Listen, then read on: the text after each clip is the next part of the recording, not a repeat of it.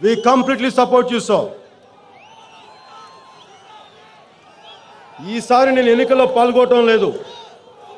దానికి కారణం 2 రాష్ట్రాలుగా విడిపోయాం. చాలా సమస్యలు ఉన్నాయి. నేను మళ్ళీ ఇంకొక పార్టీ పెట్టాను. నాకు గుర్తింపు లేకపోయినా కానీ నేను ఇండిపెండెంట్ నిలబెట్టగలను. ఒక 20-28 మంది ఎంపీలు నిలబెట్టడానికి నేను మొత్తం వెతికాను. సీమాంధ్రలోను తెలంగాణలో కూడా. అలాగే ఒక 96 మంది ఎమ్మెల్యేలను కూడా స్థానాలు వెతికాను. కానీ నాకు ఎందుకు పోటీ చేయడానికి ఇష్టం లేదంటే ఓట్లను చీల్చడం నాకు ఇష్టం లేదు.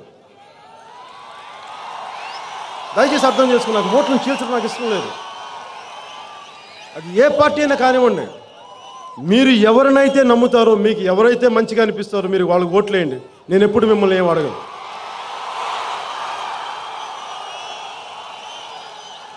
ఎవరి మీదైతే మీకు నమ్మకం ఉంటుందో, ఎవరైతే కొత్త రాష్ట్రాన్ని, కొత్త రాజధాని నిర్మించగలుగుతారని మీకు అనిపిస్తుందో అలాంటి పార్టీలకు కానీ అలాంటి వ్యక్తులు కానీ మీరు ఓట్లేయండి. జనసేన పార్టీ తరఫున పవన్ కళ్యాణ్ ఎప్పుడు అడగను. నేను ఎవరి దగ్గర ₹1 తీసుకున్నట్టుగా కానీ, ఒక పదవి అడిగినట్టుగా కానీ, ఒక పదవి కోసం వెంపర్లాడినట్టుగా కానీ మీరు ప్రూవ్ చేయగలిగితే నేను ఈ రోజు రాజకీయాల నుంచి వెళ్ళిపోతాను. ఇంకెప్పుడు మీ ముందు కనిపించను.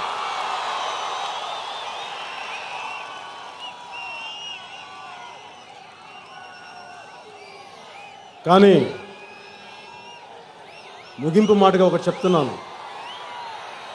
2014 తర్వాత సీమాంధ్రలోను తెలంగాణలోను ఏ పార్టీ అన్నా అధికారంలోకి రానివ్వండి, ఏ కొయిలేషన్ అయినా అధికారంలోకి రానివ్వండి, ఒక్కటి మటుకు సభాముఖంగా చెప్తున్నాను, మీ అందరికీ విన్నవించుకుంటున్నాను.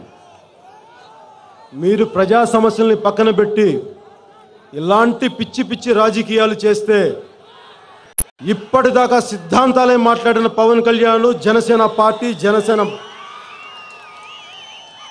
మనసేన అప్పుడు సిద్ధాంతాలు మాట్లాడదు. అప్పుడు జనసేన ఉద్యమ స్వరూపం ఏంటో అప్పుడు చూపిస్తాను మీ అందరికీ. ఈ రోజున ప్రతి ఒక్కరిని నమ్ముతున్నాను, ప్రతి ఒక్క ఎమ్మెల్యేని. మీరు ఏ పార్టీలోంచి ఏ పార్టీలో దూకారో కొన్ని అడగట్లేదు.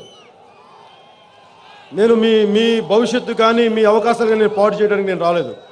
కానీ ఒక్కటి మటుకు సభాముఖంగా చెప్తున్నాను, ఈ వైజాగ్ సాక్షిగా చెప్తున్నాను,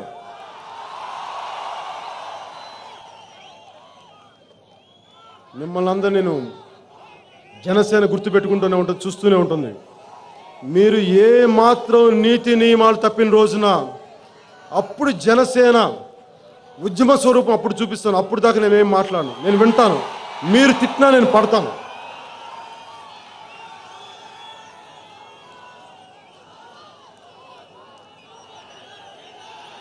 నాకు ఇంత ప్రేమించిన మీకు, ఎంతో దూరం నుంచి వచ్చిన అక్క చెల్లెలందరికీ, అన్నదమ్ములందరికీ నేను మీకు ఏం చెప్పుకున్నా, ఎంత చెప్పుకున్నా నా కృతజ్ఞత తీరదు. ఆఖరి మాటగా గుంటూరు శేషేంద్ర గారి మాటలు చెప్తున్నాను. ఓ ధరిత్రి, ఓ జనని, నిశ దొంగిలించిన పాటను మళ్ళీ పక్షుల గొంతుల్లో పెట్టు. ద్వేషం గూడు కట్టుకున్న గుండెల్లో జీవన రాగాన్ని రగిల్చు. 2 రాష్ట్రాలుగా విడిపోయిన మా తెలుగు జాతిని కలిపుంచు. మాలో ఇలాంటి దేశభక్తిని నిరంతరం రగిలించు. జై హింద్, జై హింద్, జై హింద్, జై హింద్.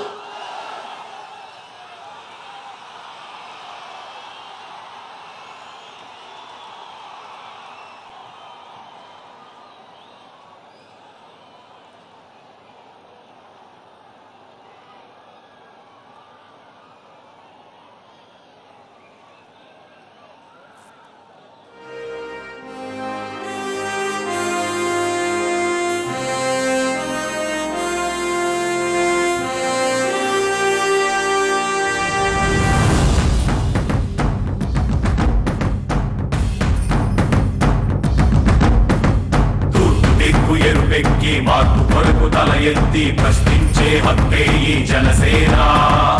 కళ్ళు తెరిచి ఎలుగెత్తి గుళ్ళు కడగ యువ శక్తి నిలదీసే హక్కే ఈ జనసేన నలుగుతున్న జనఘోషకు సమాధానమేదంటూ తగులుతున్న విలయాలను సమాధి చెయ్యాలంటూ